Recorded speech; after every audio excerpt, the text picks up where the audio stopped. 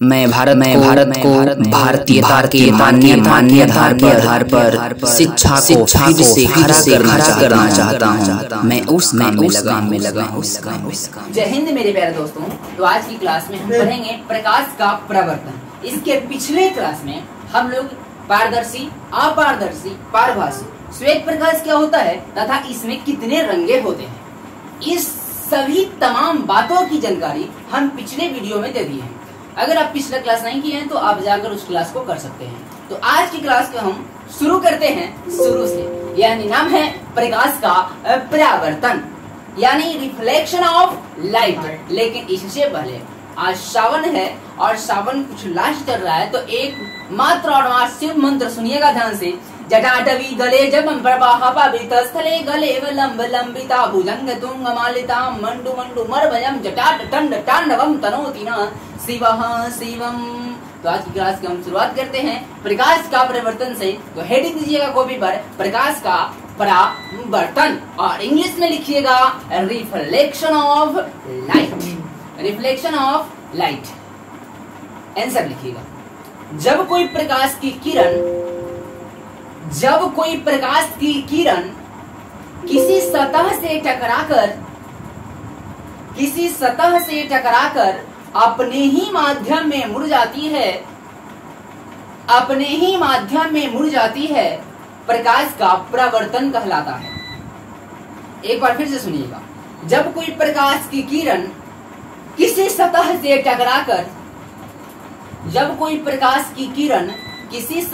टकराकर अपने ही माध्यम में मुड़ जाती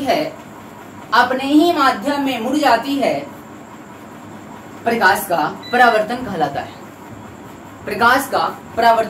है। ध्यान से सुनिएगा फिगर को और देखिएगा भी। कहता है बाबू, कहता है जब कोई प्रकाश की किरण, ये किरण है प्रकाश का, यहाँ पर सूर्य हम बना देते हैं तो सूर्य से तो किरण निकलता ही है ना। तो यह हमारा किरण है और ये किरण हमारा आ रही है,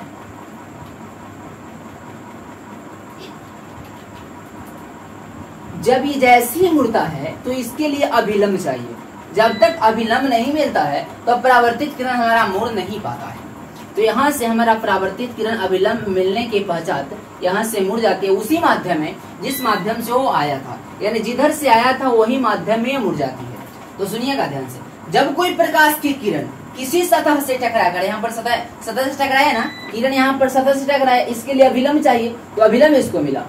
किसी सतह से टकराकर अपने ही माध्यम में यानी अपने ही दिशा में ये लौट जाता है, इसको ही बोलते हैं प्रकाश का परावर्तन।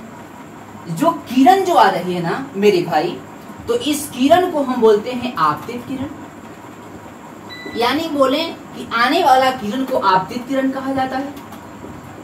और ध्यान से सुनिएगा, जो यहाँ से किरण आने के बाद टकराकर जो द्वारा वापस गया है, इस किरण को हम परावर्तित किरण कहते हैं। कौन सा किरण कहते हैं? परावर्तित किरण कहते हैं। ध्यान से सुनिएगा यहाँ से। और जो आप देख रहे हैं 90 डिग्री के पर जो सीधा एकदम खड़ा है, इसको बोलते हैं अभिलंब। क्या है? अभिलंब। ध्यान से देखिएगा बात को। हमारा ये जो आपतित किरण है और अभिलंब के बीच, आपतित किरण ये वाला है और अभिलंब के बीच कुछ न कुछ कोण बनता हुआ दिखाई आपको दे रहा है। जो ये कोण बनता हुआ दिखाई दे रहा है ना, तो इस कोण का नाम है आपतन कोण। कौन नाम है? आपतन कोण। और जो आपको ये अभिलंब भी दिख रहा होगा और ये आपका परावर्तित किरण दिख रहा होगा जाते हुए, यहाँ भी एक कोण का निर्माण हुआ है। तो अभिलंब और परावर्तित किरण के बीच जो कोण बनता है ना, इसको हम बोलते हैं परावर्तन कोण। कौन सा कोण बोलते हैं बाबू? परावर्तन कोण। ध्यान से सुनिएगा बात को। आपतन कोण को जो है ना हम लोग आई से सूचित करते हैं और परावर्तन कोण को हम लोग आर से सूचित करते हैं। आपतित किरण को आई से, अपरावर्तित किरण को जो है हम लोग आर से सूचित करते हैं।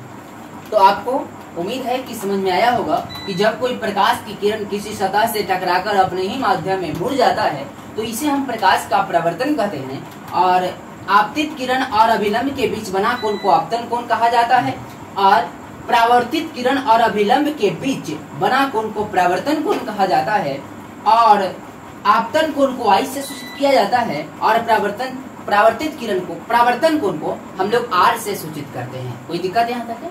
कोई दिक्कत नहीं। तो यहाँ से हम पढ़ते हैं, नीचे आप फिगर बना लीजिएगा। परावर्तन कोण नहीं दिख रहा है तो साफ लिख लीजिए परावर्तन। एक बार इसका स्क्रीनशॉट लीजिएगा और बनाने का प्रयास कीजिएगा। हो गया? यहां से हम देखते हैं, हेडिंग दीजिएगा, प्रकाश के परावर्तन के नियम। प्रकाश के परावर्तन के नियम। प्रकाश के परावर्तन के नियम। प्रकाश के परावर्तन के नियम। आंसर लिखिएगा नीचे। देखिए, प्रकाश के परावर्तन के दो नियम हैं। प्रकाश के परावर्तन के दो नियम हैं। प्रकाश के परावर्तन के दो नियम हैं। दो नियम हैं परावर्तन।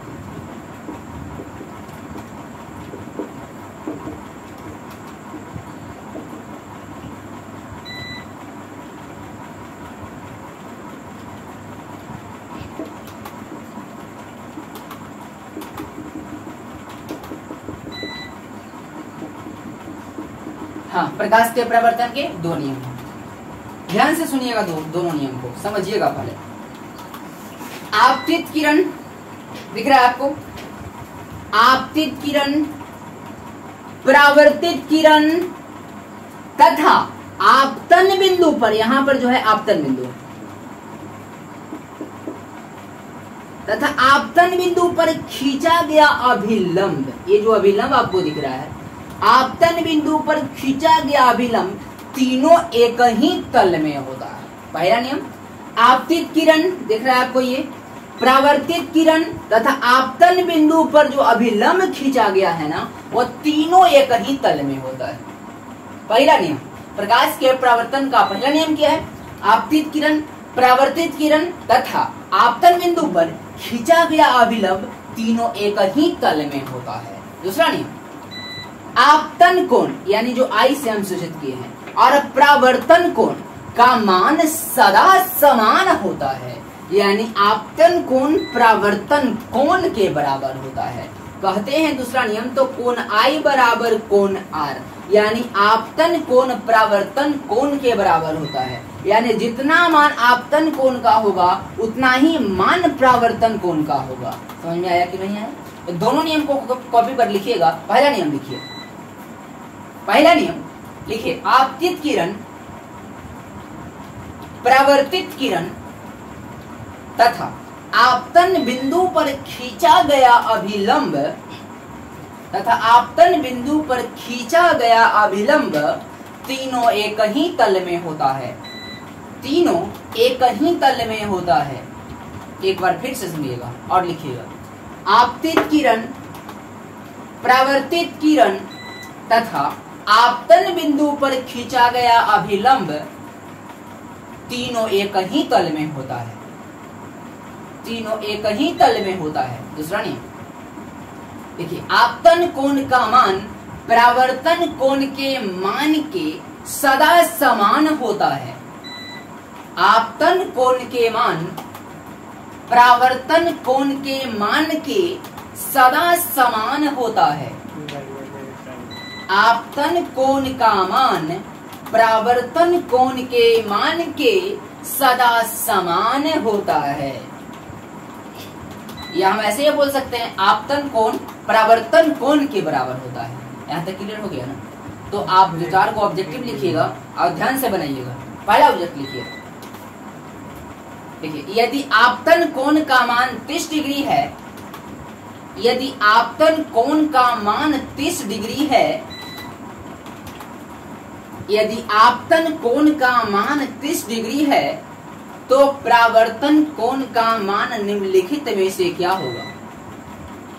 यदि आपतन कोण का मान 30 डिग्री है, तो परावर्तन कोण का मान निम्नलिखित में से क्या होगा। आपको सब लिखा रहा होगा, अब लिखिएगा। निम्नलिखित में से क्या होगा। ऑप्शन नंबर पहला 45 degree, option number second 60 degree, option number तीसरा 90 डिग्री और ऑप्शन नंबर चौथा 30 डिग्री। ऑप्शन नंबर चौथा 30 डिग्री। आप खुद बताइए क्वेश्चन क्या है।